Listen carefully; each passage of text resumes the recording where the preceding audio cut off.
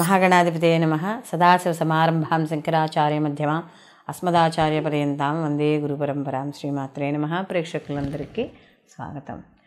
2024 సంవత్సరంలో మనకి రవి శనులు ఇద్దరూ కూడా ఒకే రాశిలో కలవడం అనేది జరుగుతోంది. అయితే సహజంగా మనకి గోచార రీత్యా మనకి గ్రహాలు అలా కదులుతూ ఉన్నప్పుడు, అంటే ప్రతి మాసంలోనూ కూడా అలాగే వాటి నిడివిని బట్టి అవి కదులుతూ ఉండడం అనేది జరుగుతుంది. ప్రతి గ్రహము కూడా, అంటే ఒక గ్రహము ఒకే రాశిలో ఒకటి నెల రోజులు ఉంటుంది, ఒకటి 45 రోజులు ఉంటుంది ఒక గ్రహం, ఇంకొక గ్రహము ఇలా ఒక 28 రోజులని, లేకపోతే మళ్ళీ వక్రీకరించి ముందుకు వెళ్ళమని, ఇలా రకరకాలుగా మనకి వాటి యొక్క స్థితులను బట్టి మారుతూ ఉంటాయి. కొన్ని అయితే మనకి మనం చెప్పుకున్నప్పుడు సహజంగా ఇప్పుడు శని భగవానుడు అయితే 2.5 సంవత్సరాలు ఇలా ఒకే రాశిలో సంచారం చేయడం అనేది జరుగుతుంది. అయితే ఇక్కడ రవి ప్రతి మాసము ఒక్కొక్క రాశిలోకి ఆయన సంచారం చేయడం అనేది జరుగుతుంది. అలాంటప్పుడు ఈ యొక్క శని భగవానుడు కుంభరాశిలో తన స్వక్షేత్రంలో మూల త్రికోణ స్థానంలో ఉండగా, రవి కూడా ఈ 2024 ఫిబ్రవరి మాసంలో మనకి రవి కూడా అక్కడికి ప్రవేశించడం అనేది జరుగుతుంది. ఫిబ్రవరి 14వ తారీఖు నుండి ఒక నెల రోజుల పాటు ఇంచుమించు, అంటే మార్చి 13వ తారీఖు వరకు కూడా ఆయన అక్కడే సంచారం అనేది జరుగుతుంది. అయితే ఇక్కడ రవి శనులు ఇద్దరూ కూడా శత్రువులు, తండ్రి కొడుకులైనా కూడా రెండు విరుద్ధ గ్రహాలుగా మనం చెప్పడం అనేది జరుగుతుంది. అయితే ఇక్కడ మనకి రవి ఆత్మకారకుడు, ఈయన తండ్రి, అలాగే రాజకీయాలకి, ప్రభుత్వ రంగాలకి, ప్రభుత్వ రంగంలో పనిచేస్తున్న ఉద్యోగస్తులు వీళ్ళందరికీ కూడా అధికారము, విల్ పవరు, నెక్స్ట్ వచ్చి ఒక రకమైన అథారిటీ మనం చెప్తాం కదా. ఎందుకంటే రవి జాతకంలో మనం చెప్పేటప్పుడు కూడా నవగ్రహాల్లో కల్లా రాజు మనం రవి అని చెప్పడం అనేది జరుగుతుంది. ఒక రూల్ అనమాట, ఒక రూల్ చేస్తాడు మనకి. అయితే ఇక్కడ శని భగవానుడు వచ్చేటప్పటికి ఏమవుతుంది అంటే కర్మకారకుడు, అలాగే ఒక పద్ధతులు, ఒక మంచి, ఒక ఇది చెడు, ధర్మబద్ధమైన జీవితము, ఇలాంటి వాటి అన్నింటికీ సహనము, ఓర్పు, ఒక రకమైన అంటే ఒక నియమ నిబద్ధతలతో వెళ్ళడం, అంటే ఇలా అనుకుంటే ఇలాగే వెళ్ళడం, అది కూడా ధర్మబద్ధంగా. అధర్మబద్ధంగా శని భగవానుడు ఎప్పటికీ కూడా అధర్మానికి ఎప్పుడూ కూడా ఆయన వ్యతిరేకమే. సేవా కార్యక్రమాలు, ఒక్కోసారి బద్ధకము, ఇలాంటివన్నీ కూడా ఈ శని ఇచ్చే కారకత్వాలుగా కనబడుతూ ఉంటాయి. అలాగే ఇక్కడ కూడా ఈయన కూడా గవర్నమెంటు, రాజకీయాలకి వాటికి కూడా కారకుడు. అయితే ఈ రెండు మరి నెల రోజులు ఒకే రకంగా ఉంటుందా అంటే ఒకే రకంగా ఏముండదు. ఒక డిగ్రీలు 10 నుండి 15 డిగ్రీల మధ్య కానీ ఈ రెండు గ్రహాలు కలిసినప్పుడు ఆ యొక్క ఏదైతే తీవ్రత ఉందో ఆ తీవ్రత అనేది కనపడుతూ ఉంటుంది ముఖ్యంగా. కాబట్టి ఆ తీవ్రత అనేది, అంటే ఈ రవిశని కలగ వల్ల ఆ సమయంలో మాత్రమే, అంటే 10 డిగ్రీల నుండి 15 డిగ్రీలు ఉన్న సమయంలో ఏ రోజులైతే ఉన్నాయో ఆ రోజుల్లో మాత్రమే కాస్త నీచ ఫలితాలు పొందడం అనేది జరుగుతుంది. కాబట్టి అసలు వీళ్ళకి ఎటువంటి ఫలితాలు ఉంటాయి ఏమిటి అనే విషయాన్ని ఇప్పుడు మనం ద్వాదశ రాశుల వారికి తెలుసుకుందాం. మిథున రాశి, మిథున రాశికి రాశాధిపతి వచ్చి బుధుడు.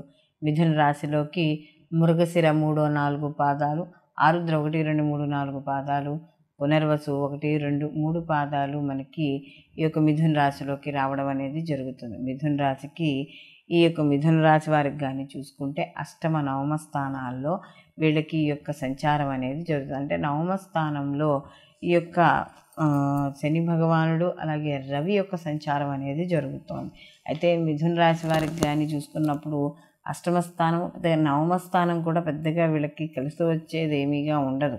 ఎందుకంటే పూర్వపుణ్య స్థానంలో ఈ యొక్క రెండు పాపగ్రహాల యొక్క కలయిక కొంత ఇబ్బందికరమైన పరిస్థితిని ఇవ్వడం అనేది జరుగుతుంది. అయితే ఇక్కడ నవమ స్థానం అనేది అయినప్పటికీ మనకి ఈ యొక్క భాగ్యస్థానం కాబట్టి ఆ భాగ్యస్థానంలో ఈ యొక్క రవి కూడా ఉన్నాడు కాబట్టి కాస్త కొంచెం, అంటే కోరికలు నెరవేరడము, లేకపోతే మనకు పూర్వపుణ్యము, ఇలాంటివన్నీ కూడా 9th హౌస్ మన అదృష్టాన్ని చూస్తుంది. కాబట్టి కొద్దిగా మనకు ఏమైనా వచ్చే అమౌంట్స్ కావచ్చు, ఆస్తులు కావచ్చు, ఇలాంటి విషయాలు ఏవైనా ఉంటే వాటిల్లో కొంతవరకు అప్పుడప్పుడు ప్రతికూలత లేదా ఆలస్యం అనేది కనబడుతోంది. అలాగే ఇక్కడ ఏదైనా ఒక సత్కార్యాలు చేపట్టాలనుకున్నప్పుడు అలాంటి విషయాల్లో నిర్విఘ్నంగా ముందుకు వెళ్ళమంటే ఆధ్యాత్మిక కార్యక్రమాల్లో పాల్గొనే విషయాల్లో మాత్రం ఖచ్చితంగా ముందుకు అనేది వెళ్ళవచ్చు. ఎందుకంటే ఈ శని కర్మకారకుడు.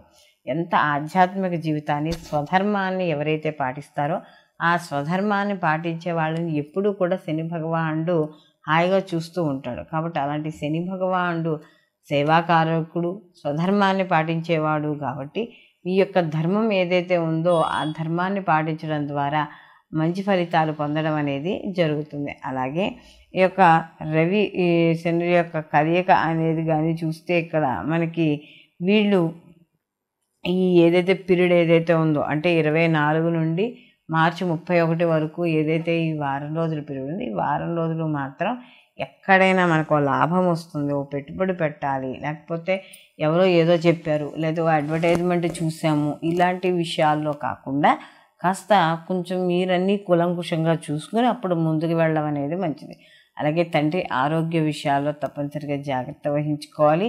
అలాగే వీళ్ళు మరిన్ని మంచి ఫలితాలు పొందడానికి వీళ్ళు ప్రతి నిత్యము కూడా యొక్క వెంకటేశ్వర స్వామి యొక్క సుప్రభాతాన్ని చదువుకోవడం, అలాగే వీళ్ళకి చూసుకున్నప్పుడు ముఖ్యంగా ఈ యొక్క మిథున రాశి వాళ్ళకి కానీ చూసుకున్నప్పుడు ఈ పారే నీళ్ళల్లో కొబ్బరికాయను వదలడం లేదా బొగ్గుల్ని కూడా పారే నీళ్ళల్లో వదలడము, ప్రతిరోజు కూడా మీకు తోచినంత ఆహారాన్ని ఎంతో కొంత ఆహారాన్ని భూతదయ్యకి వేయడం, అంటే పక్షులకి, పిచ్చుకలకి, కుక్కలకి ఇలాంటి వాటికి కాస్త ఆహారాన్ని పెడుతూ ఉండడము. అలాగే వీళ్ళు ప్రతిరోజు కూడా శివ పంచాక్షరి నామాన్ని చదువుకుంటూ ఉండడం, శివారాధన చేస్తూ ఉండడం ద్వారా మరిన్ని మంచి ఫలితాలు పొందడం అనేది జరుగుతుంది. మనము ప్రతి రాశికి సంబంధించి ఈ శని భగవానుడు రవిల యొక్క కలయిక గురించి మనం చెప్పుకున్నాం. అంటే వీళ్ళకి ఉండే శుభ ఫలితాలు ఏమిటి, అశుభ ఫలితాలు ఏమిటి అనేది మనం చెప్పుకున్నాం. అయితే ఇక్కడ ఇవి గోచార ప్రకారం మనం చెప్పుకునే ఫలితాలు. అంటే ఈ నెల రోజుల సమయంలో ఈ యొక్క రవి మరియు శని భగవానుడి యొక్క కలయిక వల్ల ఆ రాశికి, అంటే మనం ఇప్పుడు ఏ రాశి అయితే చెప్పుకున్నామో ఆ రాశికి వచ్చే ఫలితాలు. అయితే ఇక్కడ మనం చెప్పుకున్నట్టుగా సహజంగా మనం ఈ రవి శని యొక్క కలయిక అనేటప్పుడు యుద్ధంతో మనం భావించినట్టుగా ఉంటుంది. ఎందుకంటే తండ్రి కొడుకులకు ఎలా పడదో అలాగే ఈ రవి శనువులు కూడా కలిసినప్పుడు ఇక్కడ పడకపోవడం అనేది ఉంటుంది. అయితే కొంత స్థితులను బట్టి కానీ వాటి యొక్క ఏవైనా శుభగ్రహ వీక్షణలు కానీ ఏవైనా ఉన్నా కూడా కొంతవరకు అనుకూలమైన ఫలితాలు పొందడం అనేది కూడా జరుగుతుంది. అయితే ఇక్కడ తన ఇంట్లోకి తండ్రి వచ్చాడు కాబట్టి ఎంతో కొంతవరకునైనా కూడా సహనం అనేది ఎందుకంటే శని భగవానుడు ధర్మానికి ప్రతీక కాబట్టి ఆయన్ని శత్రువుగా ఈయన భావిస్తాడేమో కానీ ఈయన మరీ తండ్రిని మరీ అంత శత్రువుగా ఈ శని భగవానుడు చూడు. ఎందుకంటే పెద్దలంటే గౌరవం ఉన్నవాడు, తల్లిదండ్రులను సేవించేవాడు. తల్లిదండ్రులను సేవిస్తే ఆయన యొక్క అనుగ్రహం అనేది ఖచ్చితంగా పొందుతామని అందరికీ తెలుసు. అలాంటి శని భగవానుడికి తన యొక్క ఇంట్లోకి సూర్యుడు రవి వచ్చినప్పుడు కొంతవరకు అనుకూలమైన ఫలితాలు ఉన్నప్పుడు ఉండడం అనేది జరుగుతుంది. ఓ పీరియడ్ ఆఫ్ టైంలో మాత్రం ఆ యొక్క డిగ్రీల దగ్గరకు వచ్చినప్పుడు మాత్రమే కొద్దిగా వ్యతిరేకత అనేది ఉంటుంది. అయితే ఈ యొక్క మనం ఈ రాసు ఇప్పుడు మనం చెప్పుకున్న గోచార ఫలితాలతో పాటుగా వ్యక్తిగత జాతకాలు తప్పనిసరిగా పరిశీలనలోకి తీసుకోవాలి. ఇప్పుడున్న ఒక జాతకస్తుడు ఉంటే ఇప్పుడున్న స్థితి ప్రకారం అతని జన్మజాతకం ఎలా ఉంది, అతని జన్మజాతకంలో రవి శనుల యొక్క స్థితి ఎక్కడ ఉంది, వాళ్ళు అప్పుడు ఆ స్థితిలో ఎన్ని బిందువులు ఇచ్చారు, ఇప్పుడు గోచార ప్రకారం ఎన్ని బిందువులు ఇస్తున్నారు, ఇన్ని రకాల మనం క్యాలిక్యులేషన్స్ చేసుకుని మాత్రమే వీళ్ళు పూర్తిగా శుభ ఫలితాలను ఇస్తారా, పూర్తిగా అశుభ ఫలితాలను ఇస్తారా ఏమిటి అనేది చూసుకోవాలే తప్ప ఎలా అంటే ఏదో ఇక్కడ బాగాలేదు కాబట్టి పూర్తిగా బాగుండదు, లేదా మనకి బాగుంది కాబట్టి పూర్తిగా బాగుంటుంది అనే భావన అనేది ఉండకూడదు. కాబట్టి ఇటు గోచారము అటు జన్మజాతక ఫలితాలు రెండింటినీ కూడా తప్పకుండా పరిశీలనలోకి తీసుకోవాలి. సర్వే జన సుఖినో భవంతు, లోకా సంస్థ సుఖినో భవంతు.